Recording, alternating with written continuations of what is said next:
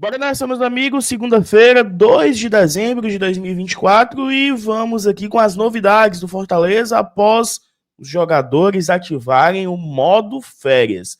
Que partida patética contra o Vitória. Leão sai do G4 em reta final, faltando apenas 2 jogos.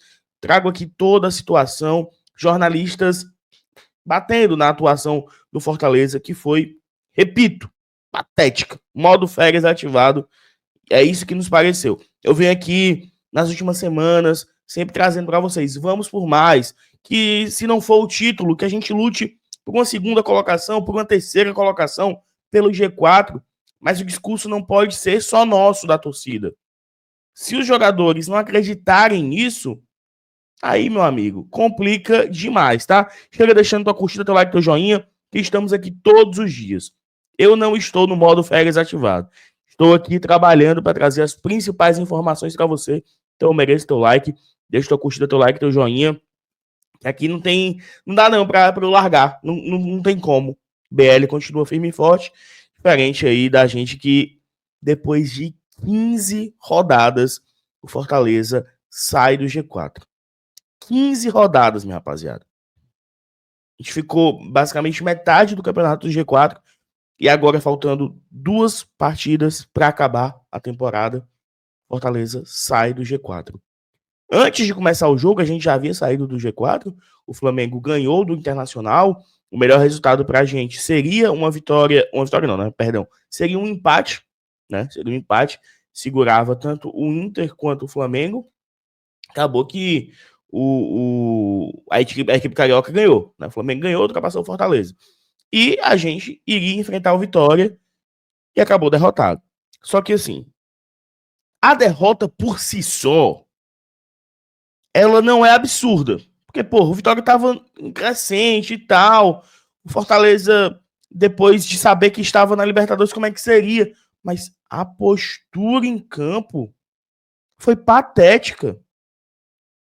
Por pouco, ou pelo João Ricardo, a gente não viu uma goleada acontecer no Barradão. O Vitória fez 3 gols, né? Um foi anulado, que eu até acho que é até exagerado, aquele tipo de anulação, mas anulou, ainda bem. Foi só 2-0.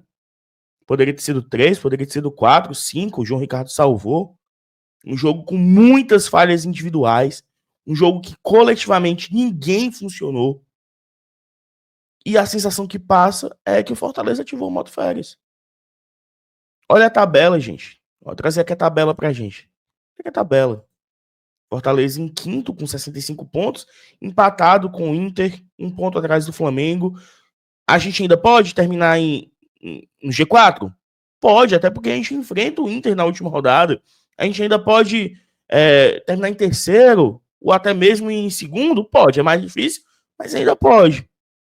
Mas com o futebol apresentado ontem, com a postura de ontem, eu tô com receio do jogo de quarta-feira contra o rebaixado e lanterna Atlético Goianiense.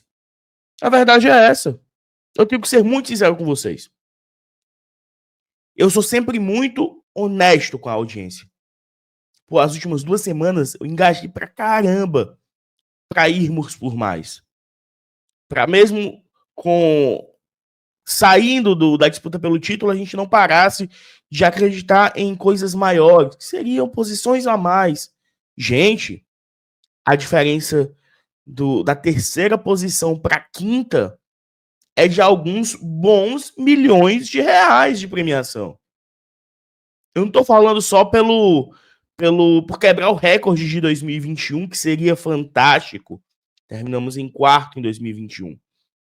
Não estou falando só por isso, não. Mas a gente tinha mais coisa para lutar. O que é que você acha? O Fortaleza ativou o modo férias? Trago aqui visão de jornalistas. Trago Tinga se desculpando, João Ricardo falando também. Muita coisa para ser discutido. Deixa o teu like.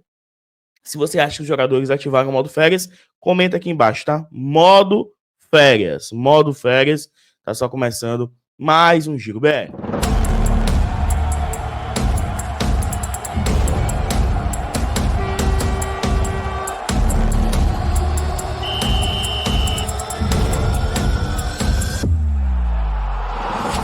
E esse vídeo é feito com oferecimento da Piso Novo, a maior e melhor loja de pisos e porcelanatos do nosso estado. Se você está construindo ou reformando, passa lá na Piso Novo. O link está na descrição para você acessar as principais ofertas da Piso Novo, né? Teve Black Friday na última semana, mas em dezembro também muita oferta. Se você está construindo ou reformando, segue o BL, chega lá e fala: ei, tô aqui com um orçamento, dá aí um desconto, tô aqui fazendo aquela reforma de final de ano, né?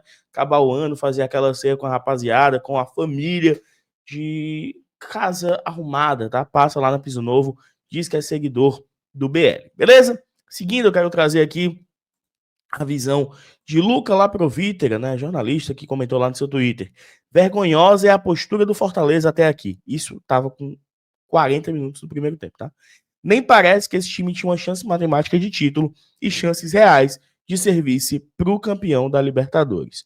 Os gols, a postura, tudo é vergonha. No sábado, o Fortaleza garantiu a vaga na fase de grupos da Libertadores. Pô, tava muito de feliz sábado. Mais 3 noites de Copa garantido no Castelão. Pô, por mais que estivesse encaminhado, fica aquela ansiedade, né? Mas eu tenho receio de que isso tenha tido influência na postura dos jogadores. Sabe quando você tá no seu trampo, você bate a meta e você fica, pra que eu vou me esforçar mais? Foi isso que pareceu. Com a vaga na fase de grupos já garantida, os jogadores pareciam muito satisfeitos. Parecia que, meu irmão, o ano acabou. A gente conquistou o que dava para conquistar. E aí, eu queria que todos fossem muito sinceros com o torcedor. Porque, pô, domingo tem Fortaleza e Inter, que eu já comentei aqui algumas vezes. Eu queria muito que fosse um jogo de celebração da temporada, que fosse aquele jogo pra gente aumentar nossa média de público. Mas como é que eu vou motivar o torcedor após a atuação patética de ontem? Como eu motivo o torcedor? Do torcedor tem que ir pelo Fortaleza. Claro, mas eu vou aqui falar, meu irmão, bora, porque esse time vai dar. Eu não sei, eu não consigo garantir. Como eu falei, eu tô com receio da postura do jogo de quarta contra o Lanterna. Se de fato o time está de férias e o objetivo foi alcançado, e é isso mesmo, que isso fique muito claro pro torcedor. Pra gente não ser feito de besta. Essa é a realidade, porque aí, meu irmão, também o torcedor entra de férias e aí volta ano que vem, pensando na Orlando Cup, pensando no Campeonato Cearense, no Tetra da Copa do Nordeste, e por aí vai. Vai por aí vai. E ontem foi um jogo de muitas falhas individuais, né? A primeira do Tinga. O Tinga erra, assim, um passe bizonho com 8 minutos do primeiro tempo e ele se desculpa, tá? O Tinga pede desculpa aí após falha no primeiro gol do Vitória. Foi a concentração, eu principalmente, né, queria pedir desculpa a todos, né, grupo, do clube, né, torcida, porque foi um grande erro, né, eu acho que ali, começo de jogo, a gente tem que fazer o simples, né, eu tentei virar uma jogada ali e eles vieram com tudo, né, eles estavam esperando isso já, um erro nosso e eu cometi esse erro já, e sair atrás é muito ruim, né, então a gente tá, né, depois tivemos outro erro ali individual, né, que faz parte, acontece, e agora a gente vai, tentamos criar, né, criamos bastante, né, não conseguimos fazer o gol.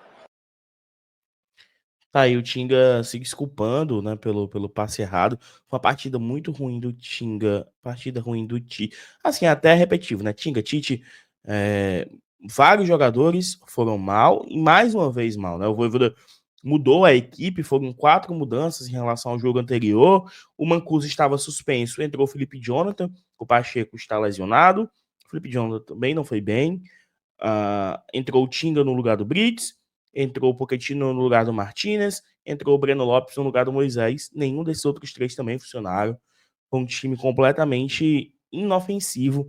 A gente teve muita posse de bola e pouca efetividade. E isso, inclusive, é um grande problema do Fortaleza 2024.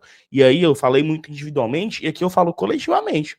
É uma crítica até ao Voivoda. O Fortaleza 2024 tem muita dificuldade quando ele tem que propor o jogo.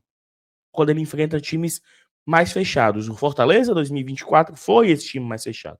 Nosso melhor momento, inclusive, foi quando a gente jogava não é retranca, né? Mas quando a gente jogava no contra-ataque. Sempre que a gente precisou propor o jogo, a gente sofreu.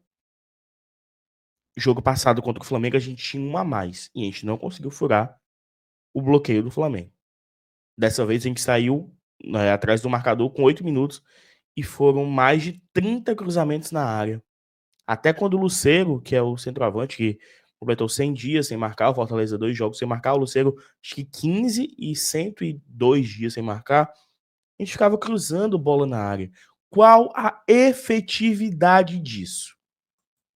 Eu não consigo entender de verdade. Eu ficava, Jesus, e a gente só foi chutar uma bola ao gol depois dos 35 do segundo tempo, um chute fraco de fora da área do Kevin, e a chance mais perto de um gol acontecer foi do Pikachu já com 40 do segundo tempo, um chute cruzado do Pikachu, que o Lucas Arcanjo foi muito bem e segurou ali, salvou. É absurdo, pô. O jogo passado contra o Flamengo, a gente foi chutar uma bola também aos 40 do segundo tempo, ao gol. Eu não consigo achar normal. E o João Ricardo até falou também, e aqui eu até discordo dele, né? Ele falou: foi um dos piores jogos nossos do ano. Concordo plenamente. Aí ele falou: se tiver um culpado, eu assumo. Vamos lá, teve o lance do segundo gol, o Tite recua a bola pro João Ricardo, a bola quica num morrinho, o que mata o domínio do João Ricardo, a bola sobra fácil pro Alejandro, centroavante, camisa 9, matador, atento, fez o gol. Eu não consigo colocar a culpa ali no João Ricardo. Talvez ele pudesse ter tido uma outra reação quando a bola quica ali, ter, sei lá, feito o quê? Talvez. Mas eu não consigo colocar aquela culpa do segundo gol pro João Ricardo. Qual a opinião de vocês? Foi falha do João Ricardo? Eu de fato não achei. Se a gente está na quinta colocação, classificado para Libertadores e tal, muito se deve pelo João Ricardo, que para mim continua sendo o melhor goleiro do campeonato. A gente sofre bastante. Nosso time é muito exposto, né? Leva muitas finalizações e o João Ricardo consegue salvar. A do goleiro é para isso. Beleza, fato. Mas a gente sofre muito. A partir daí a importância de um goleiro tal qual João Ricardo, tá? Aqui agora eu trago um vídeo do Mário Kempis falando sobre essa atuação do Fortaleza. Inclusive, achei sensacional o título dele, né? Que eu até usei no meu título também. Modo férias ativado. Vamos escutar.